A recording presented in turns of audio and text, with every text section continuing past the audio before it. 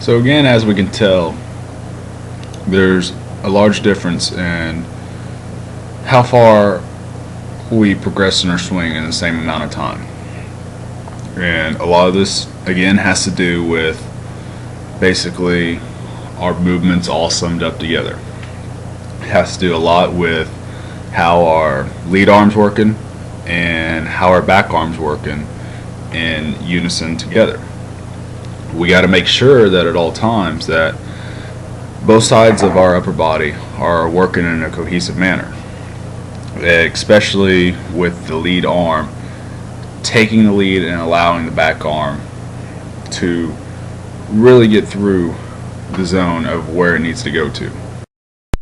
Now, realistically, our back arm is actually what initiates our swing for our upper body.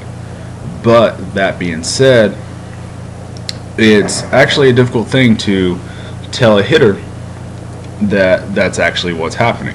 Main reason being because if we tell every hitter to really focus on that back arm initiating the swing, what's going to end up happening is the elbow is going to get driven down to the side, and the elbow is going to end up leading the way all the way through, when that's not really what we want to happen, which is actually happening with your swing right now, Danny, that we're working on currently trying to fix.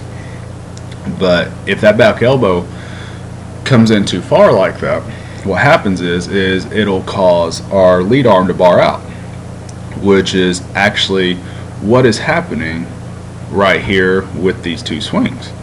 And I'm going to show you an example here, and we're going to key in on that here just real quick to show really what happens when our back elbow tends to get a little too far, slides a little too far forward. I'm going to back up the left hand side a little bit. And when we're at our toe touch position right here, it's very important, and a lot of this does have to do with our angle right now, but it's very important that we do get that front side going, especially that lead arm.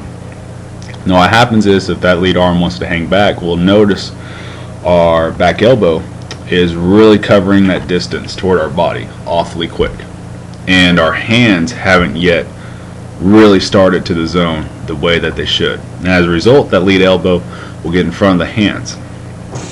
So what happens if the lead elbow or the back elbow gets in front of the hands? Well, for one, it deaccelerates our bat automatically, and when our bat deaccelerates, we automatically lose power, and we automatically lose our force and our acceleration to the strike zone and through the strike zone, which in essence is not what we want to do. We want to create the fastest amount of acceleration, the most powerful force we can in order to get through the zone and create that power for us. And we'll notice the elbow just keeps slipping right in, and right there we lose what we call our hockey stick, just like we talked about. Ideal hockey stick is if I could make a dot on the end of your bat, the end of your knob right here, and then on your elbow, preferably with your elbow out right around here where my arrow is. But what we see is that when this back elbow slips forward there, this arm has no choice but to really lose its angle awfully quick, and our hands as a result will lag behind, and with our hands lagging behind, barrel lags behind. And as we progress through the swing, we'll see it get even more dramatic. The elbow's still leading out, and that lead arm is barred out by now, especially right in here. And what we'll see is that creates a little bit of a flick. As you can tell, we've lost our angle right here, and we've lost our angle right here. As a result, we're not going to have any power if we make contact right here. And also, that throws off, in essence, a lot of the times it'll throw off how our front side works in terms of our lower body, which again, just like we said earlier, we're not going to talk about lower body too much, but notice that right now just for this section, and you'll see nothing gets blocked off and we roll over pretty quick. So then we'll move over to the left hand side, and we really we let our front side go a little quicker, which is good, and as a result our hands kind of keep up with our elbow. Right in here at this spot on the right hand side is about our threshold of where our hand and elbow and barrel can be together. Some players can recover from this awfully quick by getting their hand more in this area on the next frame, but majority of players will tend to lag behind this area, and unfortunately for us, we're still lagging behind a little bit.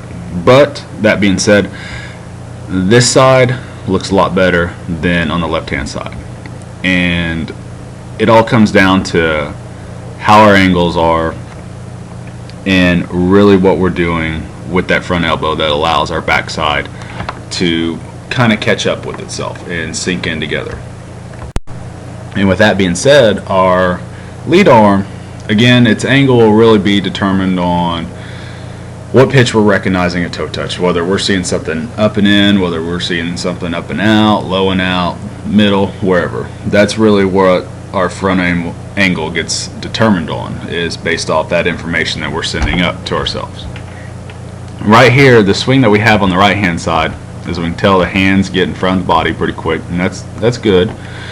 But this swing is more or less a design swing for an up and in, because we can tell everything clears out pretty quick, and our barrel's right in here. Now, ideally, this isn't the exact swing we want to have, but it's a good indicator of what we're trying to work towards. Like I said, we don't need the lead arm just quite as big on the up and out when we're going into our rotation. But again, this is the type of swing that you would probably see a lot of the time on up and in pitches. I'll actually go ahead and bring up a MLB Pro model here, and we'll see how you pretty much you look pretty similar when doing this type of swing right here.